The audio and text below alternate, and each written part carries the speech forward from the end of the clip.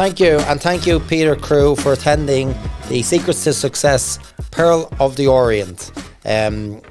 Peter Crewe doesn't need much of an introduction to people in Hong Kong, as Peter, to me, was someone who's quite famous. He ran AIA, and the first time I met Peter was at a large AIA event. There was thousands of people at it, and Peter was at the top table as the CEO of AIA. My wife was saying, go up and say hello to Peter, go up and say hello to Peter.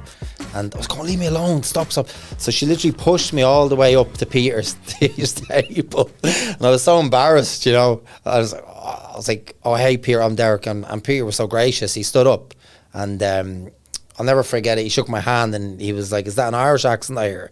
I said, yeah. And then he said, oh, one of my parents is from Ireland, and I think, was it Fermanagh you mentioned? Or County Armagh, yeah. Yeah, County Armagh. Yeah. And then I was in the Irish Consulate's office, David Costello, like, I don't know, a couple of months later, and we were talking about how to organise St. Patrick's Day in Hong Kong, what we could colour green. And then I said, hey, I just met the CEO of AIA, Peter Crewe, and he said one of his parents is Irish.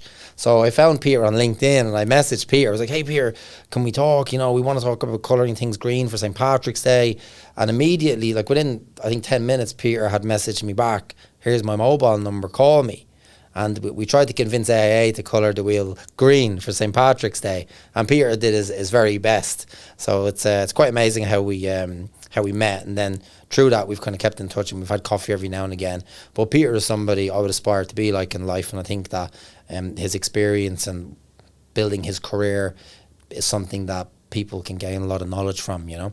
So Peter, I'll hand it over to you maybe to talk about a bit about your, you know, how you started out as a youngster, maybe back in Birmingham. Yep, that's right. Yeah, and coming to Hong Kong, and you know, 28 years AIA CEO. You know, I don't know how you did all those parties, by the way. I just said it to someone recently. I don't know how Peter Crewe did all those parties, because I saw you at those parties. Love a party, Derek. I used to see you like just up there with the baseball cap on, like thousands of people cheering and stuff, you know. I used to go, I don't know how Peter Crewe used to do that, you know. Yeah. It's quite amazing, really. So if you could tell us just, you know, free flow, you know, where you're from, and, you know, we'll start from there. Yeah, thank you. And what a pleasure to be invited, and I hope our little chit chat, you know, this afternoon will, you know, share some little wisdom to people, you know, on their career paths. For me, as you mentioned, you know, the family's from Northern Ireland, but I was born in England, so I kind of consider myself English, semi-Irish. Yeah, probably more Irish because I've just got my Irish passport. Oh, nice! Congratulations. Whether I shared with you. But yeah, so I grew up just outside of Birmingham, which you imagine in the late 60s, 70s was really the industrial heartland of the UK. So very much a kind of working class background. My dad was a butcher, had his own butcher shop. And that's where I kind of get my blue collar work ethic from. There's no you don't need a skill to be hardworking. That's true. Yeah. And so I had a very, very happy childhood, and but I, you know, a typical Irish family, had a lot of relatives in North America, particularly in Boston, in Massachusetts, and I always, you know, for some reason aspired to work overseas. There was something in me, whether that's the Irish spirit in me or not, I don't know, but you know, I always had that aspiration to work overseas, and but my real passion when I was a young man was actually to join the British Army. And why was that? I just got, you know, when I love reading, and I got really into reading when I was, you know, an early teenager, and I was always drawn to, you know, military, and my grandfather had served in the Royal Air Force during the Second World War. So there was, you know, part of me that was very drawn to that, and so I kind of went through the process to join the military, and I went through the interview process to go to the officer college at Sandhurst, and at the same time, I was playing reasonably competitive football. And the day before my final board interview at Aldershot Barracks, I had a really bad leg fracture, and it required a couple of surgeries. And basically, the army said to me, I was sponsored by a combat regiment, and they said, we don't think you're going to be fit enough to be able to go through the training. And I wasn't considered smart enough to join the artillery or the logistics side of it. So my career at that early part was, I didn't have a plan B. And I lost my way a little bit. I dropped out of college, went for an interview at an insurance company, which was Crown Life in the UK. And I was on a walking stick and literally, hobbled into the interview. And they offered me a job, and my role then was in a branch in Birmingham, in the UK, as a regional administration officer. So I was basically processing, applications and all that sort of stuff. So not difficult, but so I think that you've got to do a good job, right? It's the work ethic coming through. And I was supporting a lot of the sales guys, and being a relatively young man. And these guys were quite young as well, but they all had company cars. And my shallow thought process was, okay, I can do sales because I wanted to get a company car. And so I was pestering the branch manager for an opportunity, and they gave it me, but it was down in Woking, just outside of London. I know Woking, yeah. Yeah. And my patch was part London, so I was very much thrown into the deep end. So I didn't know that you were an actual agent. Yep. I didn't know that. Yeah, I always knew that you started at the bottom, and worked your way up. I didn't know you were actually doing the sales element of it. I was very, very, very much the early part of my career was very much sales. I left Crown. I joined Swiss Life, which was a terrific organisation, and that was more employee benefit sales. I love working for that company. They're so focused and caring about employees. I was there for 18 months and quite successful. And then AIG approached me. Primarily, I think it was defensive because I was taking business away from them. Yeah. But the thing that attracted me, it's kind of like coming full circle again to this aspiration to want to work overseas, was the guy I was replacing was moving to New York with AIG. And I thought, well, that's great. I'm not going to get the opportunity to Swiss Life because it's a German-speaking multinational, and I didn't speak German.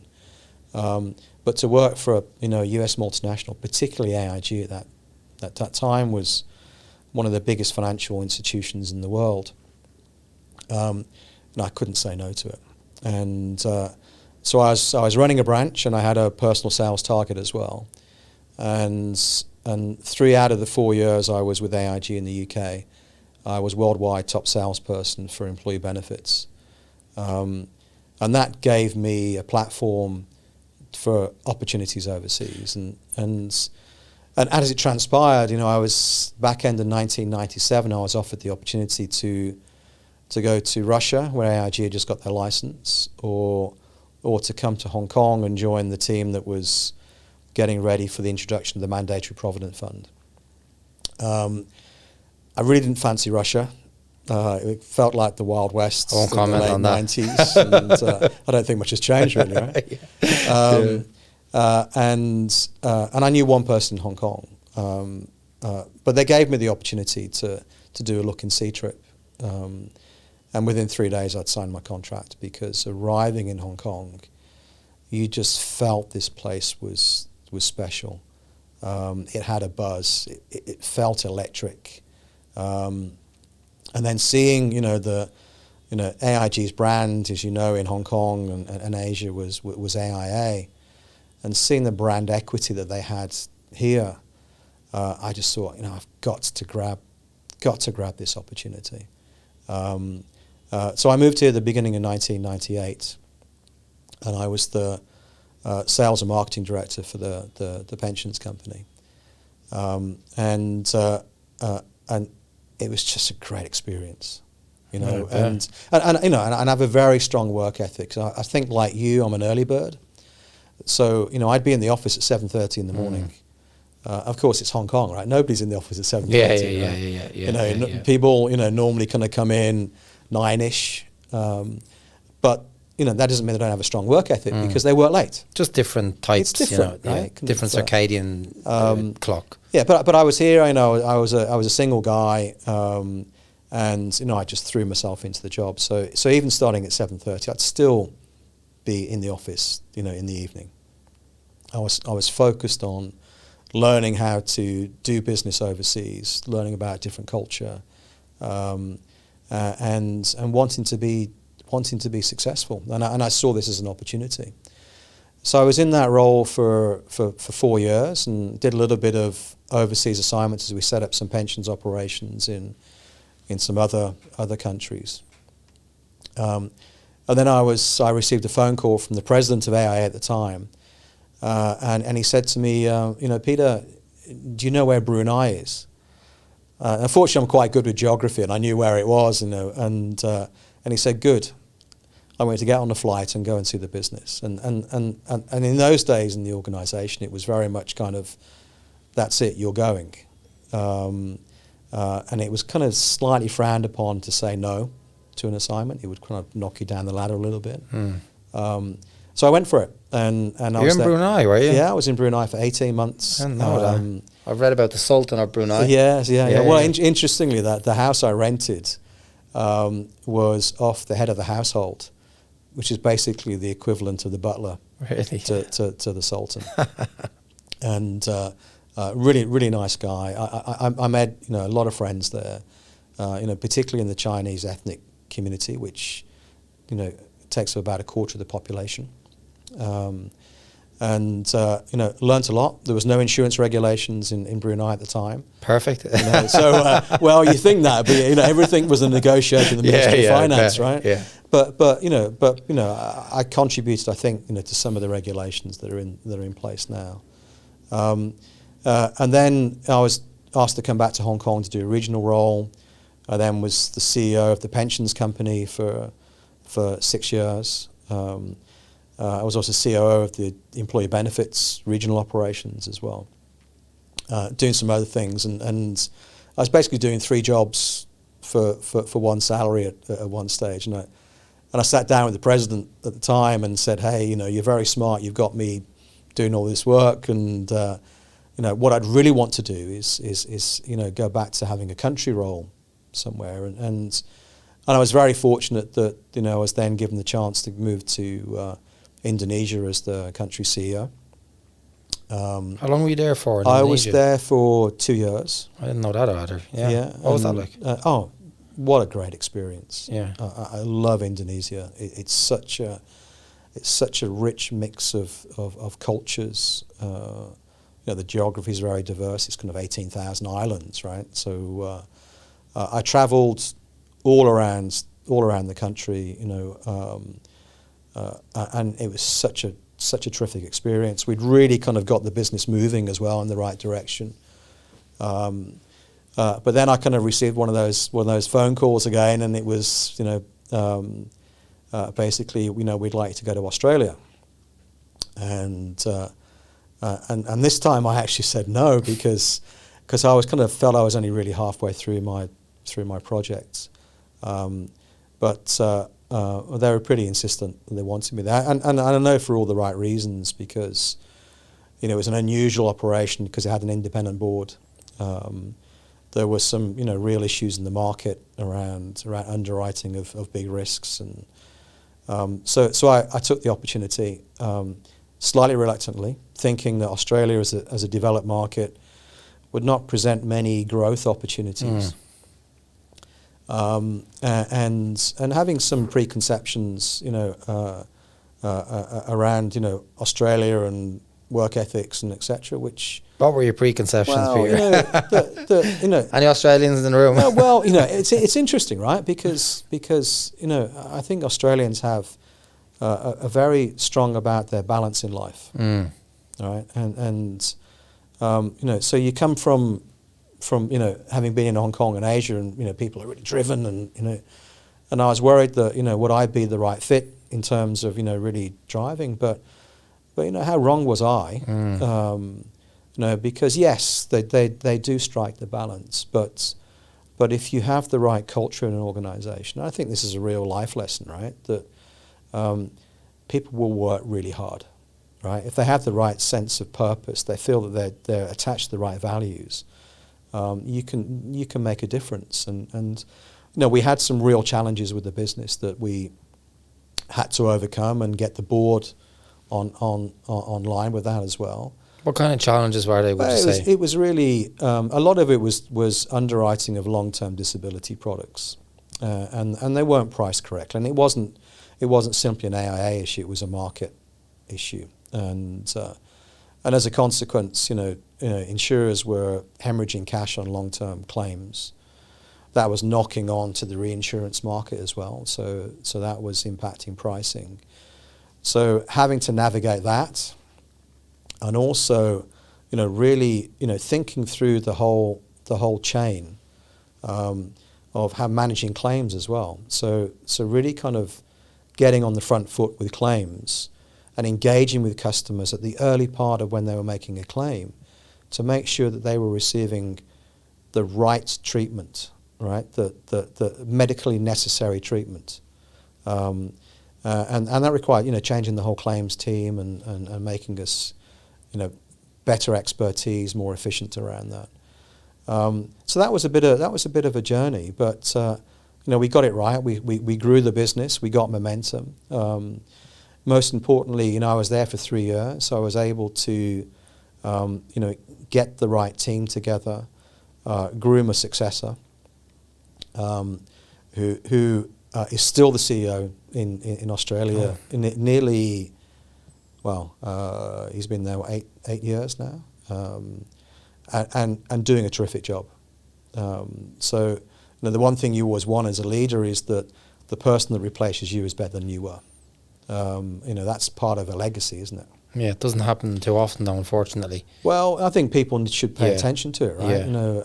And sometimes leaders let their egos get the better of them. Personally, for me, you surround yourself with the best people you can find, and if you can find a successor within that group that can take a business on to the next level, you've genuinely done your job. Yes, you aren't looking at protecting your ass all the time, which happens in a lot of companies. They're like going, "Oh, I've got to protect my job here." But really, if you take your approach, actually, my responsibility is to the company to make the company better. It's not about me. That's right. And you have that approach, it's where the real success comes from. And genuinely, if you've got really good people around you, right, and you empower them to do their jobs, they make you look good anyway, right? Yeah, exactly. I think so. Yeah. Just leave them alone sometimes. That's right. And because you hire people that are skilled, gifted, accountable for what they do. Let them get on with it, and you act more as a coach. Right? So loved my time in Australia, and the family loved it there. I mean, it's a great place. It's a great country. I love it too. Yeah. But I felt I'd done my job, within 3 years, and so AIA moved me back to Hong Kong in a regional role, looking after all the employee benefits across Asia, which I did for 3 years, and then much to my surprise and delight, I was presented the opportunity to be the CEO of AIA Hong Kong. Was that a surprise to you at the time? It was, because there'd never been a Guilo running that business. Really? So it's a job I always aspired to. I always wanted that job. It was the crown jewel, in my opinion, within the group. So that opportunity was presented to me, and with it's a big business. It's a $1 billion business. Big responsibility in terms of thousands of staff and thousands of very loyal, committed agents. And I loved it, embraced it, went for it. We managed to deliver record-breaking results along the way. But again, it was a chance to develop people, build people. And for me, as a leader, it's all about people. That's the biggest asset you have. And I had a fantastic time. But got to the stage a couple of years ago where I felt I'd achieved everything I could do. At a very young age as well, like considering It's people very, see, very kind. Yeah. It's like you kind of got to. Yeah, I was 53 when I made the decision that I wanted to retire. But I think I've shared with you before. A few years previously, I had quite a health scare, so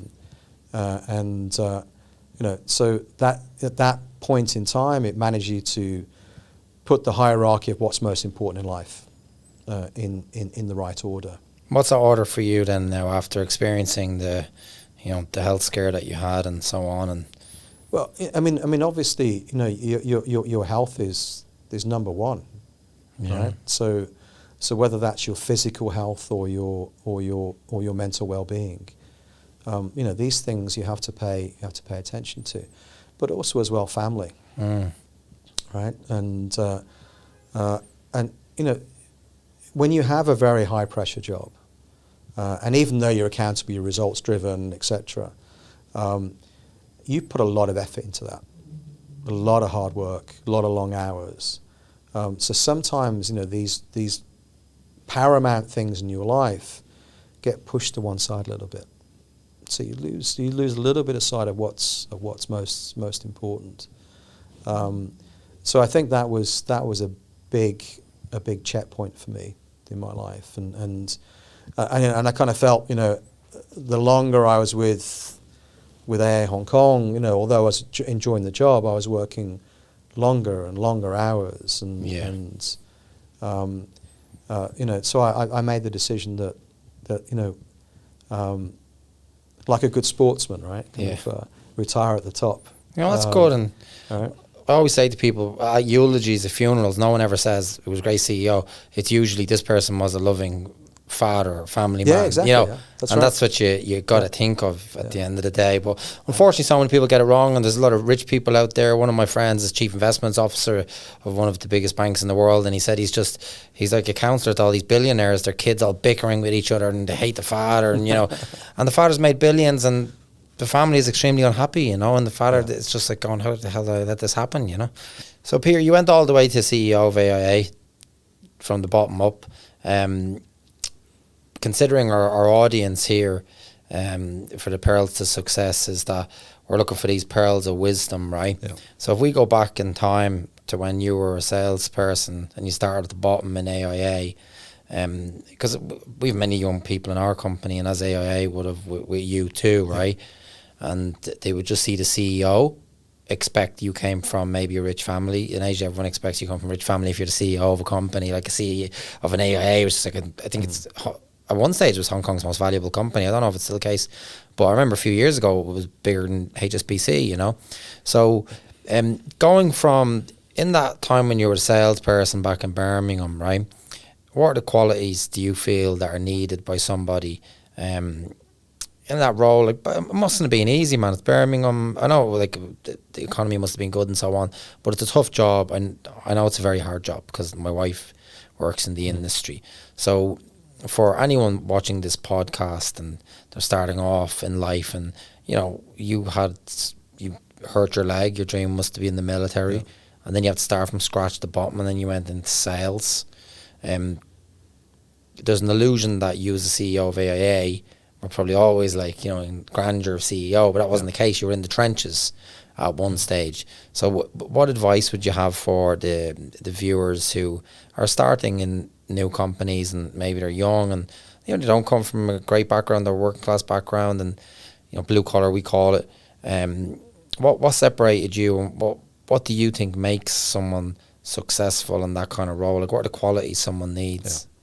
Yeah. So I mean, I rewind a wee bit from AIA. I think the key lessons for me in sales was when I was with Crown Life, and I'd like to think I'm a fairly warm, friendly character, and I get on with most people, and so kind of as an intuitive salesperson, being able to build relationships and stuff, I was okay, right? And my branch manager at the time, I think there was 25 sales guys across the UK. I was right in the middle, and so I thought I was okay, right? I was kind of happy with, should we say, mediocrity, right? But he saw something in me, and he gave me a bit of a tough time. And at that time, he forced me to do what we call activity management. All right, so that was really, committing to a certain number of calls every week, whether it's phone calls or whether it's face-to-face meetings, follow-ups, etc., managing your diary 3-4 weeks ahead, etc., and making me show that diary to him all the time. So, and I resisted it. Did you? Really? Oh my gosh, yeah. I mean, arrogant young man, and he made me do it, and he got to the stage where he sat me down and he said, look, if you don't adhere to this and really focus on it, I think it's best you go look for another job somewhere else. Well, that's interesting because you would have been doing really well in sales. I don't know, maybe you had a bit of an ego back then. Yeah. We have this conversation in our company sometimes as well. Because if you want a great company, you have to have high standards, right? Yeah. And people either like it or lump it. And then you have to be ready to lose high performers sometimes if they don't go in that direction, which is required. Strong management is required. It was a bit of tough love. Yeah, tough love. Yeah, that's exactly what it is. So I kind of committed to it reluctantly, right? But I did commit to it, and then the penny dropped. The realization that a lot of this is statistically driven, right? Yeah, right. It is. So the number of calls you make, etc. So I started to learn around conversion rates. Right. I started to learn that the insights you get from this in terms of understanding your what are you good at, what are you weak at, of those weaknesses, can you strengthen them, can you get better at them, or are you better just focusing on the things that you're really good at? And what do you think? What's your thoughts on that? That's an interesting one. I think if you get somebody that's younger, I think you can get a better balance. Somebody's a wee bit older, then I think better off focusing on their strengths, but making them aware. I think the important thing is making people self-aware of what their strengths and weaknesses are, and a lot of us are not. Yeah, of course, right? Yeah. Because we're not inquisitive enough to do that, and I think if you can encourage people to be to be inquisitive, right? To have that self-reflective moment.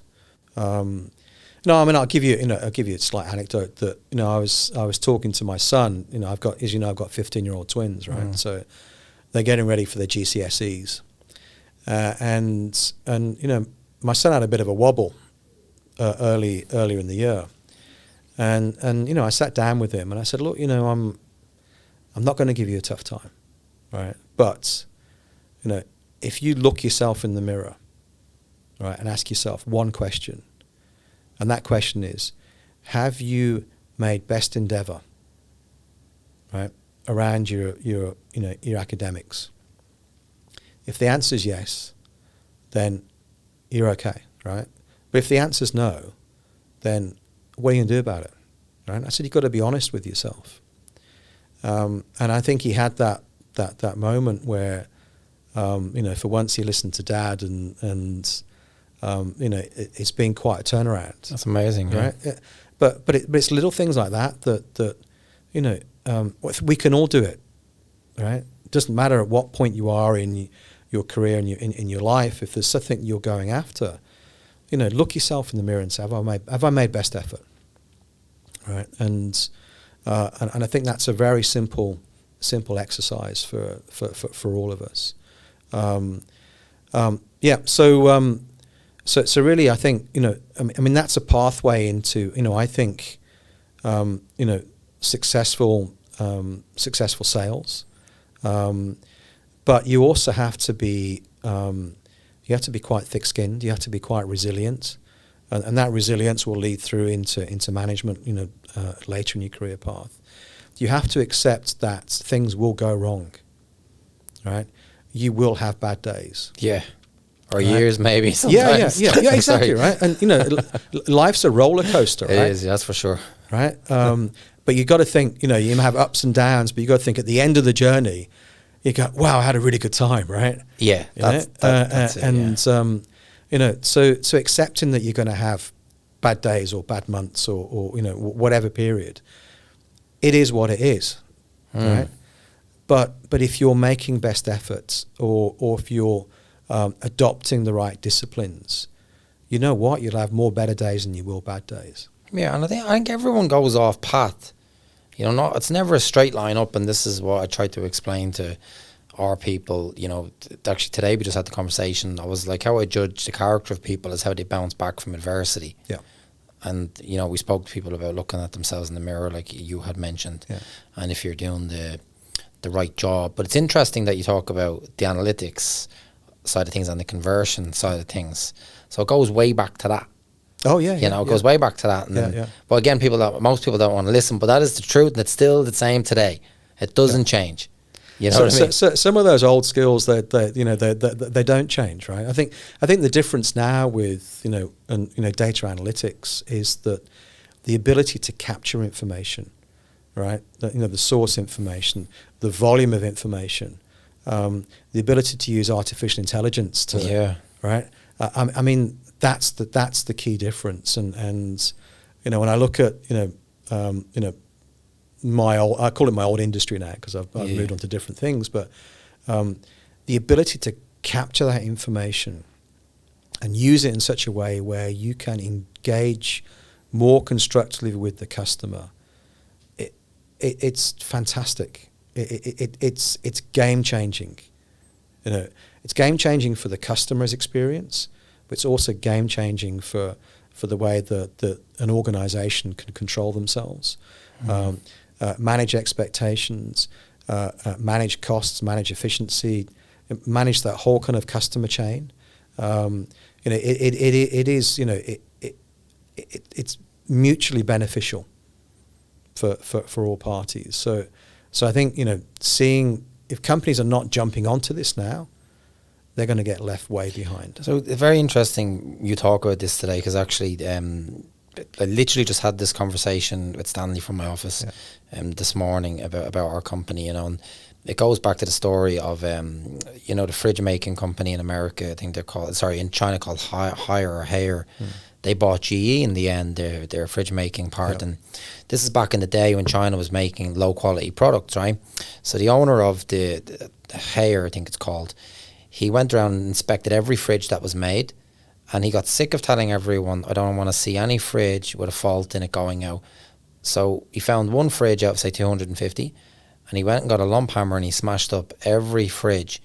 And he said, you're all going to start again until it's perfect. And he said, if I come back around and check tomorrow, I'm going to smash up every fridge again, and you'll all work through the night again until we get it right. So in an organization, if you want to be the best at what you do, I'm a firm believer in tough love too, right? Because you have to have this higher picture of the organization being great. And that requires sometimes tough love, which some people don't like because they have the big egos, and so on and so forth. But it does, even hearing this from you is quite powerful because, like I said, we were just talking about it today, because we've put in all this AI and all systems, but it does ultimately come back to the numbers. And without the numbers being put on the system, you can't grow this artificial intelligence because there's a foundation. So how did you handle organizations throughout AIA and wherever else you worked when, people, because you have you became the CEO from basically lowest level. Yeah. What would be your way of handling that if there's a team not adhering to the highest standards? Let's say they're high performers, they bring in lots of money, but they're not doing things properly. They're not using the systems, and that's just not going to work in the end. That's not going to bring the company to where it needs to go, right? How would you approach that with a high performer? They bring in lots of money, but they're not doing what they should be doing. Yeah. However, they have the ego. They're bringing in the money. How would you deal with that? Yes, that's a great question, right? So there's a lot of talent. I think there's a huge amount of talent in Hong Kong, by the way, and you can have really good high performers that deliver results, but if they don't exhibit the right behaviour or adhere to the values of your organisation, they can be quite a toxic element. So what you want from the get-go is people that exhibit the right behaviour, all right, follow the right disciplines, are aligned to the values of the organisation, right? And if they are, then you're going to get talented people anyway, but you can also groom that talent for them to be more successful, right? So it may take a little bit longer, but I can pretty much guarantee you that those results will be more sustainable. Do you have any good quotes, how you would kind of analogies you would use explaining to people when getting them to do things? That's a difficult one. I would say if you're a leader, okay, and you're building a team, the chemistry of that team is really important. All right, you can't have outliers, and I've learned through that. Right, that's not something that you suddenly become a leader of an organisation or a department, or that you suddenly know that, right? You're going to make mistakes, right? And I can cite some examples, shortly, but I would say to people that even if you're talented, okay, there's no real shortcuts. Yeah. That of course maybe you'll have 1 year where you deliver fantastic results, but if you're not adhering to the right disciplines or the right behaviour, it's not sustainable, right? And honestly, you really don't want those kind of outliers within an organisation, because then it becomes a kind of, well, there's a them and an us, right? There shouldn't be a them and an us. Yeah, there should be an us, right? We're a team, we're a unit. We're all moving in the right direction. So it's very difficult to wean yourself off somebody who's delivering great results, but that comes with too much baggage sometimes, right? So for me, the ethos is it's all about the team, and that team being accountable collectively for the results. Of course, you want individuals to be competitive. Right? I mean, my success within sales was because I was super competitive, and that came from my sporting background. But being competitive alone is not a ticket to success, right? Yeah, of course, yeah. And how would you handle these situations in particular where you have a high performer as a leader, and that high performer is bringing in lots of money, they're a very good revenue generator, but again, they're not adhering to the principles of the company, and you want to bring the company to a new level. Let's say you're a Hong Kong company, you want to go global, and you can't go global unless you get that foundation right of the systems being used, right? And that's imperative to going global, right? And you do have these top performers in the organisation who just don't care, because they're like, I bring in so much money, I don't have to do it. And Alex Ferguson was a great manager in Manchester United, and I read his book, and he said the key to him was discipline, and that's why he was able to get rid of David Beckham and Roy Keane and Paul Ince and all these great players he said goodbye to, and he always replaced them in the end, that's right. But he never ever gave up on his standards, and he didn't care who you are, and no matter how good you are. Like Roy Keane was an integral part of that team, and as soon as Roy Keane pushed him too far, Alex Ferguson was like, you're gone, you're out.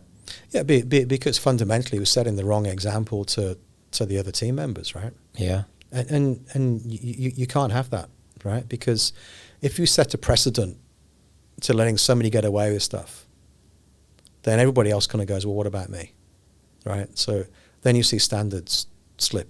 Of course, yeah. Right. So I think you do have to have that discipline. But interestingly, people are people, right?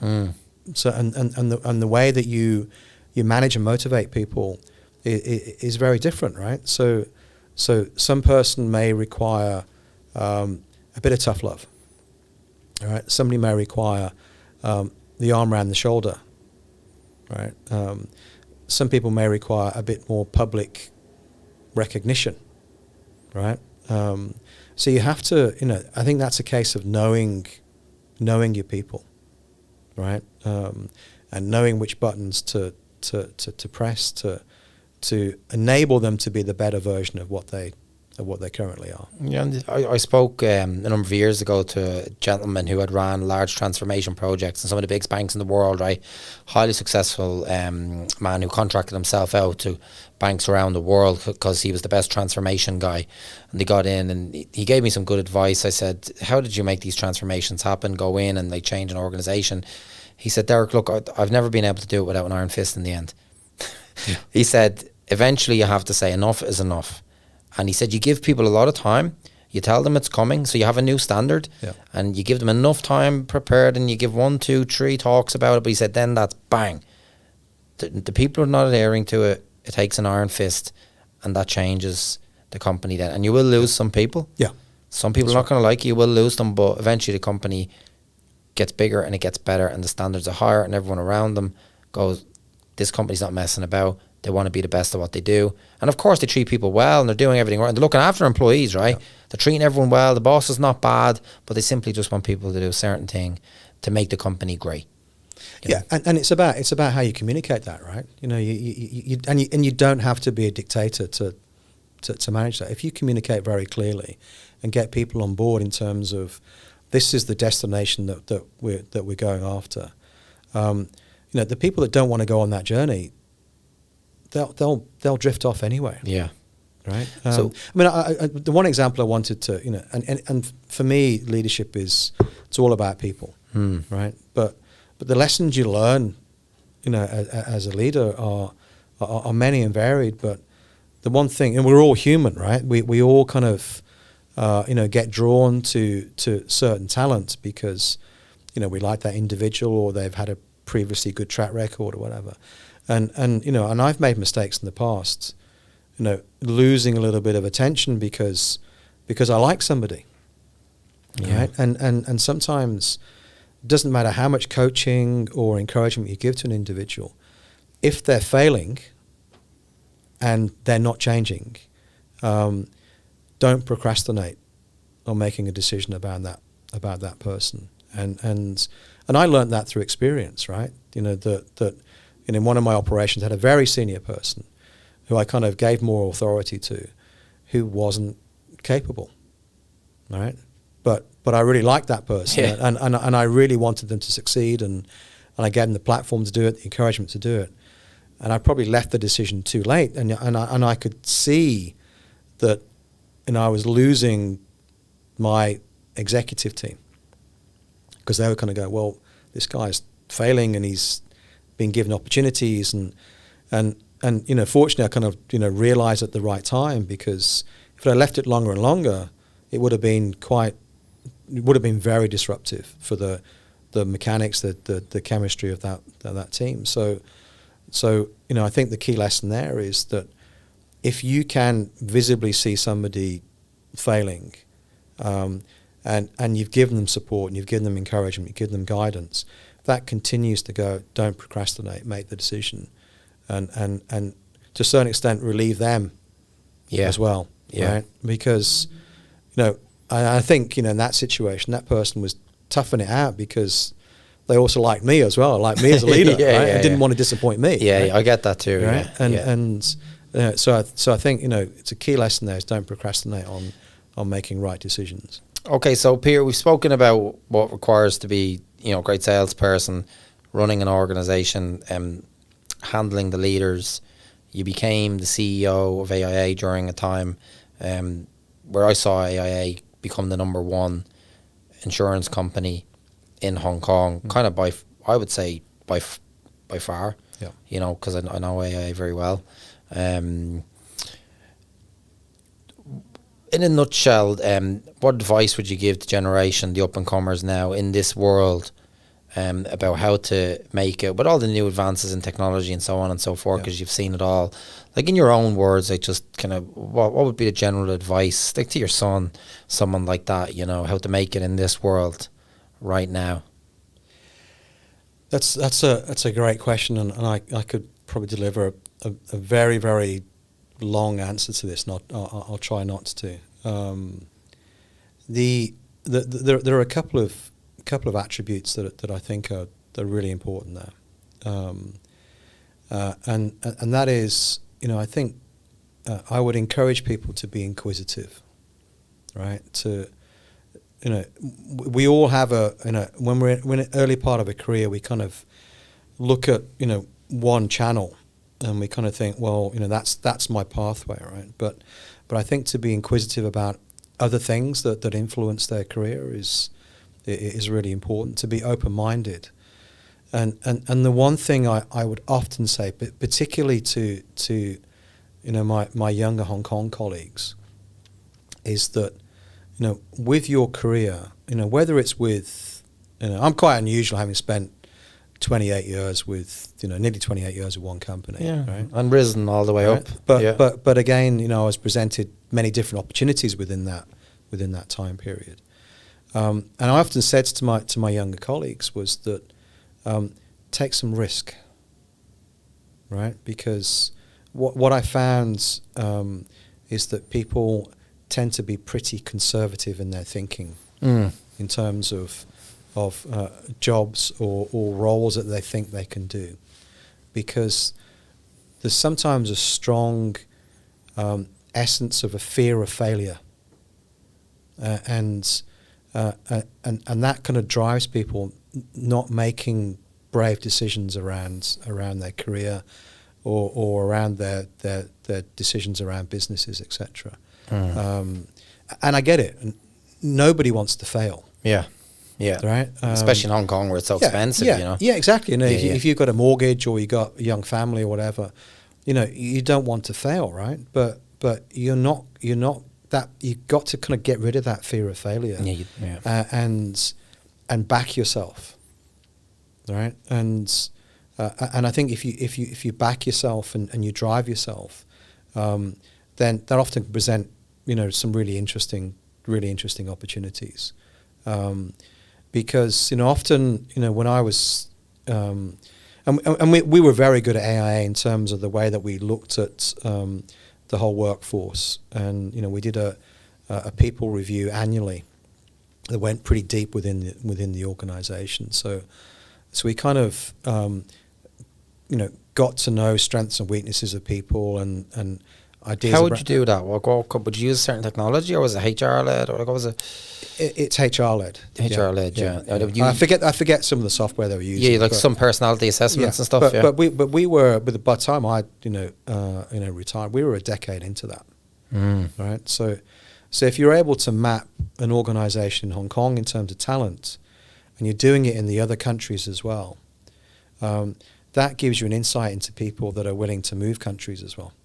Right. And you know, so you get that window into individuals, and often for me, you know, if somebody, I was drawn to people who were prepared to take some risk, right? Were prepared to get out of their comfort zone and try something new. Because I'd often say to colleagues is that, you know, you're really good at job A, right? But you could be even better within job B. And if it doesn't work out in job B, you can always fall back to job A anyway. Yeah, exactly. Yeah. Right. So you know, take that risk and drive yourself and grow through the process. It's not easy, right? And you know, I say, you know, the thing about, you know, humanity is we're all different, right? Kind of, But I think as a leader, if you can encourage and drive people to try and take that little bit of risk, but also not provide a complete safety blanket for them, because otherwise they're not going to really throw themselves into the opportunity. Yeah, right? I believe that 100%. But I think that's really important. Taking a risk, I think, is a lot of people younger in their career should really think about. And clearly, the whole dynamics of the workforce is changing as well, right? Because, average tenures are, you know better than me, from your industry, they're shortening, right? Yeah. People are, within a role for a couple of years and they want to move to another organization for a different experience, different culture. It is different. So I think as an institution, particularly if you're a big institution, you have to provide those opportunities internally. Otherwise, talent is going to jump. That's interesting, yeah, because we've just opened offices in the UAE, and Dubai is a place where everyone wants to go. So we've decided to offer this mobility for people to move to Dubai and so on. But to go back, actually, I bought this really cool bronze statue of a Viking, and I have it on my desk at home. The Viking with the sword in the bow. And they said the reason why the Vikings were so ferocious and successful was because they burnt their boats as soon as they reached land, and they knew there was no way out. So when they were fighting, they knew they couldn't retreat. They had no way out. And when they knew they had no safety blanket behind them, they were ready. They were fighting to the death. That was it. They had no way out. Their back was to the wall, right? And that's what...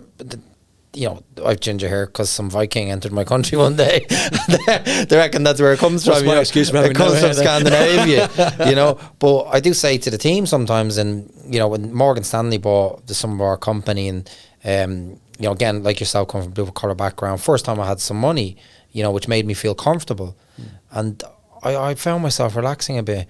And now every year I empty my bank account.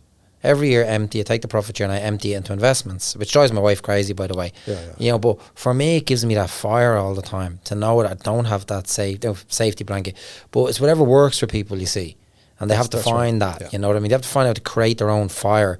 And at different levels you come in life, like some people want to save lots of money. Okay, that's great. But that will make you feel comfortable, and then you're not going to get the best out of yourself. So you have to find ways to make yourself, I think it's Conor McGregor said, the only way to be comfortable is to make yourself uncomfortable. Yeah. And it depends. It's different for different people.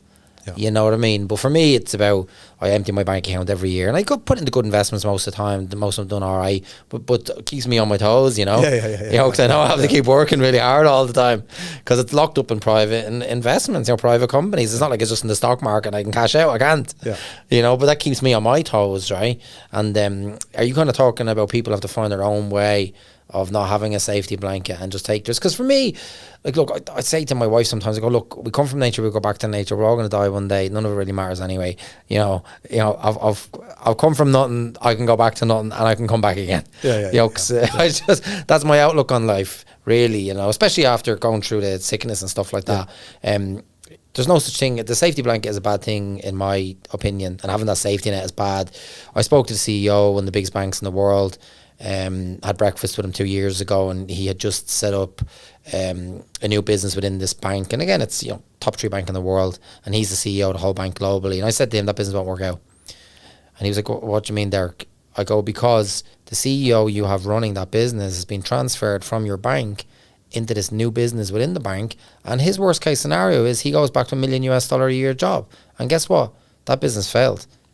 And he said, it's interesting you say that. I said, that guy, his worst case scenario is he goes back to a C-level job in one of the biggest banks in the world. Interesting, like, isn't it? He's up against these young guys with no money, and they're going to be fighting like hell. How can he be fighting like hell?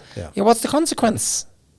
That's an astute observation, actually. He actually took notice of that, and he was like, that's a really interesting thing you've just said there, Derek. I go, his worst case scenario is he either gets a big payoff of like millions of US dollars, because he's a C-level executive in one of the biggest banks in the world, or he goes back into a C-level job in the main bank. And that particular venture didn't work out, just folded just in the last few months.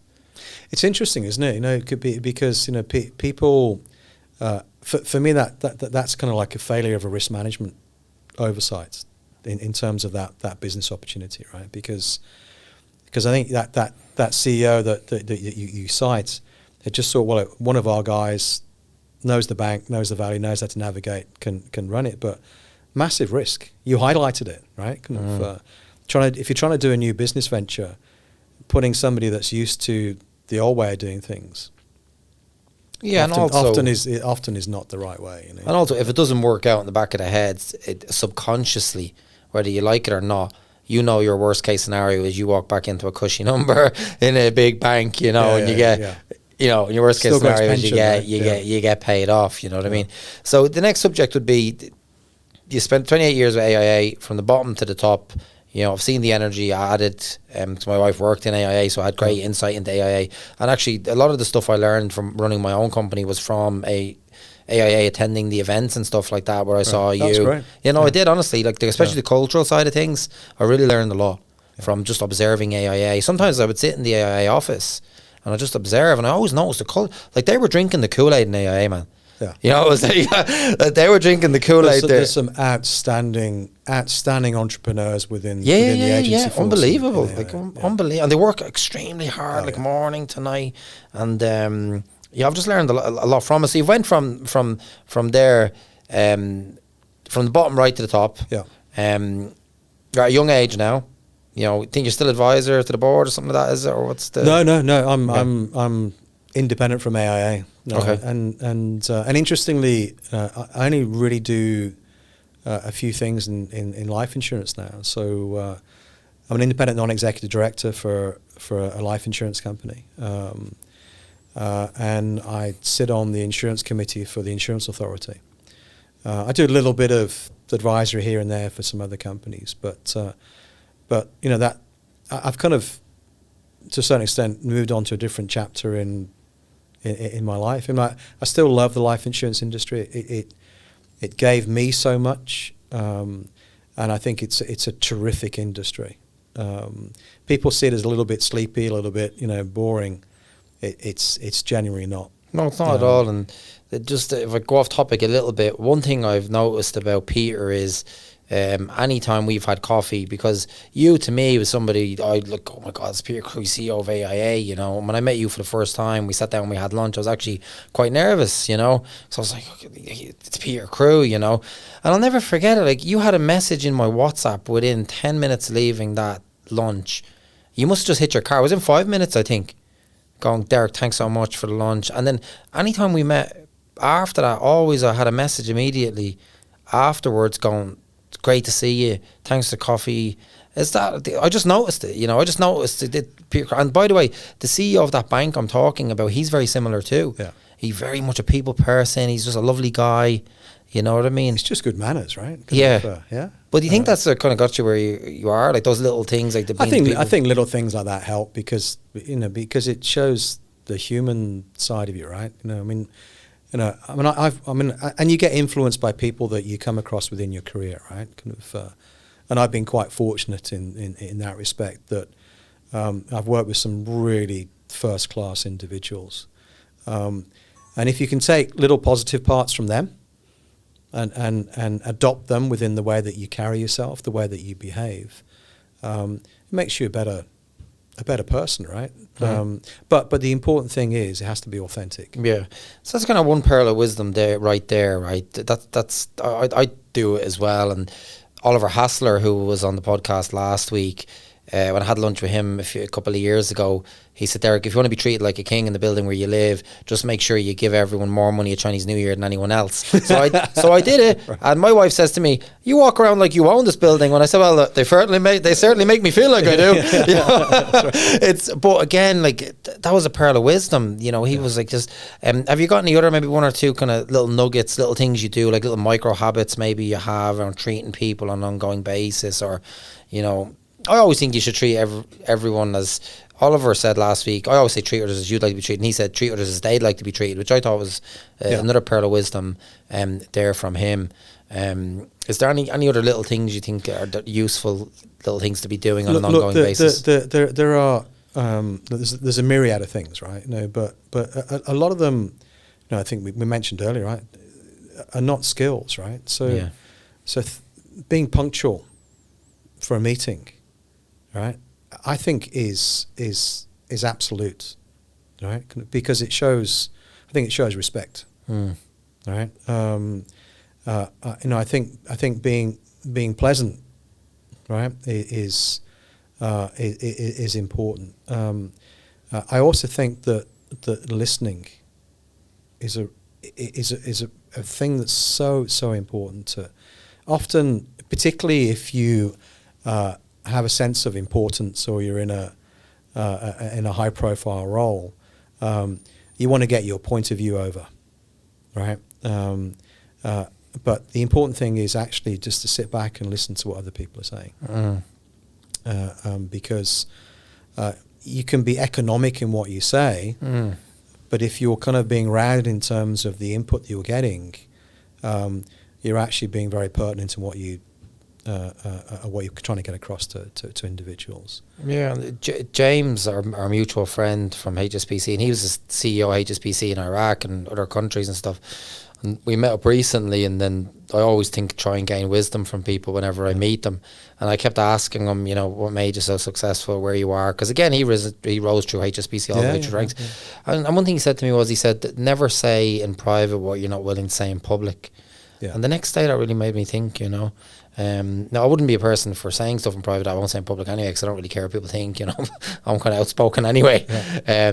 But I thought that was a good way, and because I said, how did you become so successful? How did you rise through the bank like that, And he just said, I just would never, I have a rule, never, don't say anything in private I won't say in public. And I think that put me in the good books of many people, because they knew I was being genuine. Yeah, I think that's really, really great advice. So I would also say that this is just from my perspective. Within my peer group, sometimes I was considered to be a little bit aloof, and that's simply because I never got involved in gossiping, or the political side of it, right? Because I come from a school of driving results and behavior are the key things, right?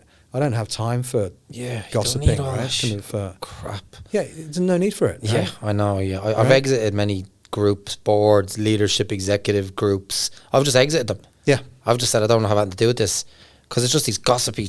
I'm like, fuck, man. I haven't got time for it. I mean, I don't want any bad energy. I just want good energy. Exactly. Okay. Right? I was given some.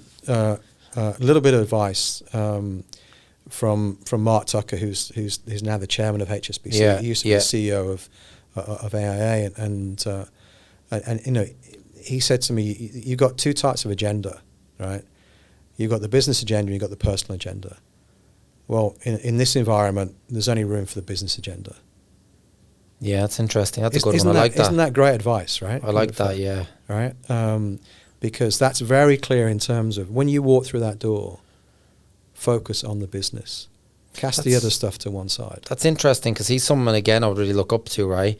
And he's a massive Chelsea supporter or Millwall. It's one of the other. He's massive Chelsea. Massive Chelsea supporter. And I watch videos with him and stuff like that. And he's someone I would love to talk to one day. But I know many people who've reported to him, a number of people, and they would say, Derek, he would have like CEOs around a table, like very powerful men in their country, and he would just say, "You don't have a clue what you're talking about," in front of everybody else. And he just, and he's right. He just, again, that they're there to run a great business, right? Which returns to the shareholders and the staff, because the business isn't great.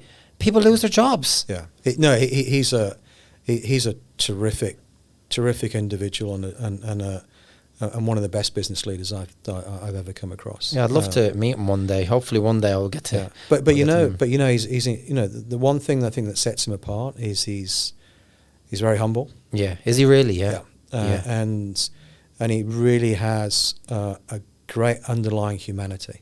Does he? Really interesting. Yeah. So the things that away from what you see in the public persona. The stuff he does behind the scenes for individuals, goes above and beyond what you expect from that. I've only ever heard good things about people with him, but again, when it comes to the business, has the highest of standards. Yeah, you can have the highest of standards in the business and still be kind to people, right? Exactly. It doesn't mean you have to be bad to people. You can do it in the nicest way possible. That's right. Like I have a policy in our company now: you're not allowed to fire anybody. Because I think you give people time, transition, find a new job. Yeah. I had to actually put that policy in place, you know. Yeah. I said, give people time. They might be going through a tough time in their life, and help them transition out rather than the word termination. Right, or okay. this Yeah, or that. give I them a just glide don't- path, yeah. Yeah. Yeah. But you have to be like 3 months ahead. Yeah. You know, you have to be like Well, thinking. yeah, when that whole comes to, you know, understanding what's happening, right? But not procrastinating on that. Yeah. Yeah, no, on we've that extremely decision, yeah. low staff turnover. But anyway, I'm going off point here. So, Peter, what's next in life for you now? Just not business or whatever, just in general. What's the plan? So what I wanted to do post-retiring was I wanted to be engaged. I wanted to be busy, but not too busy. But I also want to have the ability to do everything remotely. So, you know, now the pandemic is starting to settle down, and hopefully we can get rid of masks and quarantine and stuff. Fingers crossed. You know, definitely start traveling more. There's many parts of the world that I haven't seen, and I do want to see. So that's a key thing. I set up my own very small business, one-man band business. That I do all the advisory stuff through. That's kind of like the vehicle for it, but also as well as a private investment company. So I invested in a number of startups, from digital health to crowdfunding to property management, and that's been a lot of fun. Working with individuals that, you know, really have a lot of passion and fire and you know, they're next on the line, right? They've got to make it. Yeah. They've got to make it work. You know, kind of. You know, so you know, giving them some advice and investing in it has been really good, and a lot of it is you know, is digital based as well. So I've really enjoyed that. That's to a certain extent, having spent over 30 years in life insurance, you know, I've had my blinkers on. Yeah. Right. You know, and suddenly to lift my head and take the blinkers off and see there's a whole wide world out there has been fascinating. I've met a lot of people that I would never have the time to met before.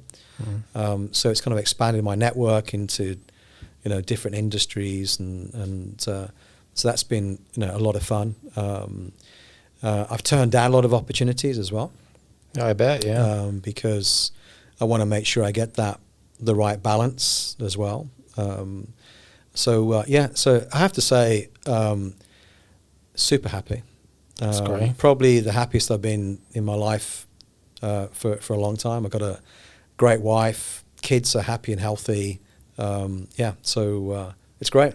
That's brilliant, and and hopefully some of those startups pay off for you. The investments, you might be mega billionaire soon. Well, good stuff. Well, look, Peter, thank you so much for joining us today. It's been an absolute pleasure. It's been very informative, and I personally have learned a lot. So I'm sure our viewers will learn a lot too. So I just want to thank you from the bottom of my heart, and just thanks for being so nice to me since we met, and always been very courteous, and I've learned a lot from you just from observing you. You know, Derek, I mean, thanks for the opportunity, and you know, hopefully this helps, you know, some of your colleagues or listeners get some clarity of thought on their careers and their lives going forward. Yeah, we're going straight back to the office today to share your information with our team. Good luck. Well, thank you, Peter. Thanks so much. Yeah, thanks.